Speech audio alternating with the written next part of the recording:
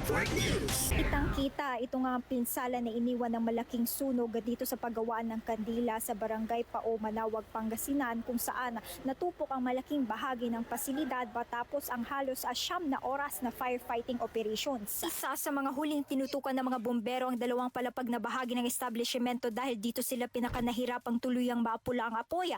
Ayon sa mga responder, malaking hamon ang napakaraming wax sa loob ng paggawaan na paulit-ulit na nagpapaliyab sa ilang bahagi ng gusali. Mula alas 2 ng madaling araw nang sumiklab ang apoy, halos alas 11 na ng umaga nang idineklara itong fire out. Nakatulong din ang pagulan kanina para mapabilis ang pagpapahupa sa sunog na ilang oras ding umabot sa ika-4 na alarma. Ayon sa may-ari ng pagawaan, ginising umano sila ng isa nilang manggagawa na unang nakapansin sa insidente.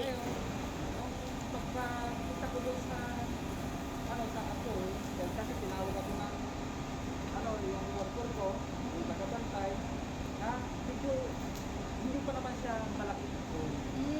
Kaya dali-dali kong tinungan ng mga fire extinguisher. Isinalaysay naman ng isang kagawad ng barangay Pao na bandang alas 2 ng madaling araw ay naiparating sa kanya ang insidente. Nakatanggap ako ng tawag sa may-ari ng factory na si Mr. Abilino Nau around 2:20. Nagpaparesponde siya regarding sa factory niya. Sa panayam ng IFM News Dagupan kanina, sinabi ni Mayor Jeremy Jerico Rosario na nagsisilbing paalala ang insidenteng ito na hindi mawawalang panganib ng sunog kahit panahon ng tag-ulan. Huwag po tayong magkampante kahit na po may pag-ulan. No, dahil maging maingat pa rin.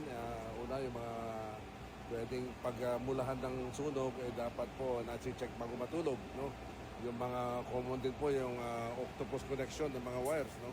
But again, hindi pa po nadidetermina kung ano pong sanhi ng sunog dito. Tuloy namang inaalam ng Bureau of Fire Protection ang pinagmulan ng sunog at ang kabuang halaga ng pinsalang idinulot nito. Kasama mo mula rito sa IFM News Dagupan, ito si Idol Denise Brillante Tatak. Arimen! RMN Network News.